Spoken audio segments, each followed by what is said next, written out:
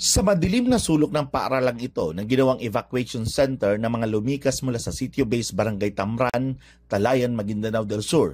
Dito idinuduyan ni Mary Jean Saliling para patulugin ang higit 2 linggo na bunsong babae at ikapangatlong anak nito na si Sheila.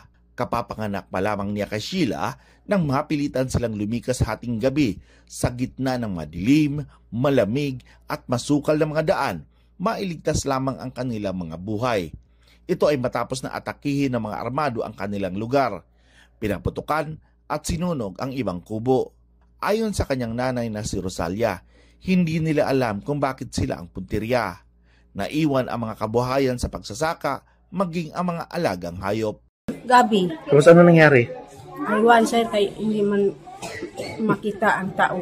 Sa datos ng Bangsamoro Region, nasa 124 ng pamilya ng mga katutubong Teduray at Maguindanaon ang apektado ngayon sa kaguluhan sa kanilang lugar. Ayon kay Member of the Parliament at isa ding Teduray representative sa rehiyon, Froilin Mendoza, lubos na nakakalungkot dahil kamakailan lang ay halos 3 taon din na naging displaced ang higit sa 60 mga pamilya sa katabing bayan sa Gindulungan na kababalik pa lang sa kanilang nilisan ng mga ancestral lands, pero heto na naman ngayon ay may isang grupo na naman ng kanyang mga katribo ang napilitang lisanin ang kanilang lugar at pansamantalang nanunuluyan sa Barangay Biarong, South Upi, Maguindanao del Sur. Katulad nga ng katanungan mo, dahil few days ago ay nasa barangay Ahan tayo para sa pagpabalik ng ating mga IP community na matagal ring na-displace. Ito ngayon ay nandito tayo sa barangay Biarong, no? Sila ay na-displace rin, no? Doon sa kanilang mga communities. Actually, sa ating initial list, 124 household, no? IP community at meron din tayong mga Moro community, no? Nakasama doon sa na-displace, no? At temporarily nandito sila sa Biarong, no?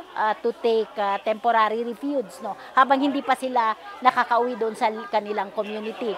At katulad noong kanilang sinabi kanina na gusto pa rin nilang mas makauwi sa kanilang komunidad kasi yun naman talaga yung pinakamas viable na para sa kanila, no? Dahil naiwan nila yung kanilang mga sakahan, yung kanilang mga munting tahanan, at yung kanilang worrisome lang ay yung kanilang security, no? Doon sa kanilang pag-uwi na sana hindi na hindi na sila daranas uli, no? Noong mga takot, no, na sa tingin nila ay nakadisturb doon sa kanilang mga komunidad kung saan man sila. So, while we are celebrating World IP Day, ay ito yung ating kalagayan ngayon, no? Nung ating mga non-Moro IP community, lalo na doon sa mga area na sa tingin natin ay hindi pa secured yung kanilang kalagayan. Sa pag-usisa, kung ano ang naging malalim na dahilan bakit nangyayari ang ganito mga karahasan sa mga katutubo, ang nalalapit na barangay election ang may kinalaman kung saan naipit sila sa banggaan ng 2 grupo na ngayon pa lang ay hindi na nagkakasundo. Yun nga ho yung nakakalungkot, no? Hindi sila yung source noong conflict na yun, but they were the one, no, na nakakaranas nito, no? Doon sa conflict na ito. Kaya yung kanilang mensahe lang ay sana yung ating agencies of government responsible, no, na makabalik sila doon sa kanilang komunidad at yung mga conflicting parties na meron silang hidwaan, no, sana ma-resolve through dialogue yung kanilang mga hindi pagkakaunawaan para itong ating mga IP community na hindi naman sangkot doon sa conflict na meron ngayon ay peacefully makabalik sa kanilang lugar. Napag-usapan ng term. Anong term ang kuwan? Inutusan si Kagawad Alimoden. Kagawad Alimoden Nigel, punta ka doon sa Kirato Kuno. Ganito. Tatapusin ng 3 term, ibig sabihin 9 years, bago sila makapalit. Ang sinabi ni Dato Kuno kay Kapitan Tapiok, medyo matagal yun, Kap.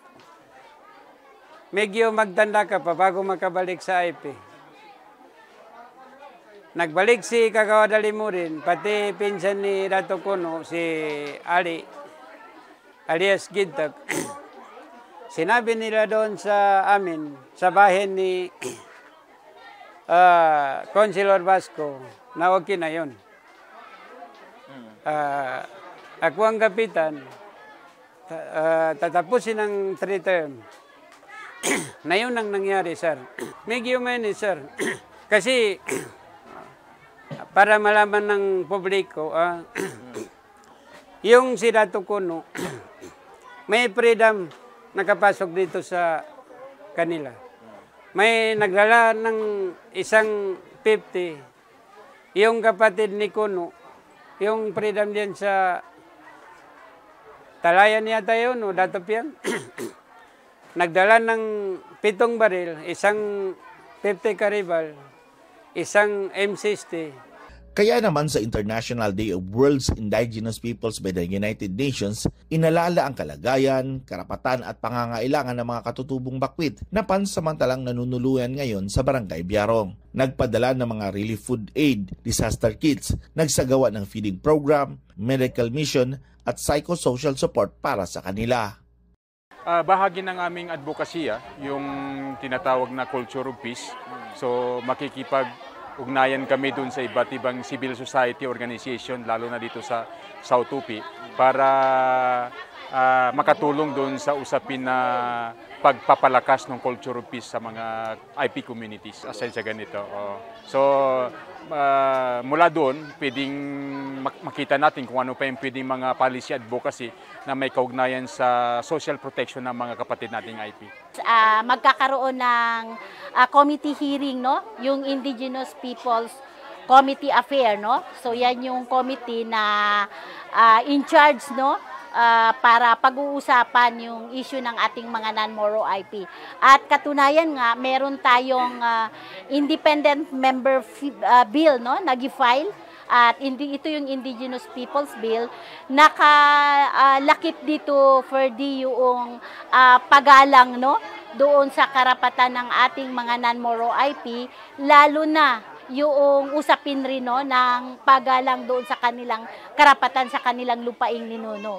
So nakalagay doon sa bill na ito na ipapasa natin at hinihingi rin natin yung suporta ng ating mga member of parliament sa agarang pagpasa ito dahil nakasali ito doon sa priority legislative agenda, no, ng ating Bangsamoro. Kung makauwi kami, pwede rin. Kay marami ang produkto namin doon na iwan. Arawan ang buhay namin dito kung walang supply. Napag-alaman din na bagamat mga residente ng Barangay Tamar, Talayan, Maguindanao del Sur ang karamihan sa mga katutubong lumikas, mga botante naman sila sa kabilang bayan ng South Upi, Maguindanao del Sur. Sa ngayon, wala pang katiyakan kung kailan makakabalik sa kanilang nilisan na lugar ang mga pamilya ng katulad ni Mary Jean Saliling. Mula sa South Upi, Maguindanao, kasama si Arwin Pacod, ako si Ferdinand Cabrera para sa Kutang Bati News.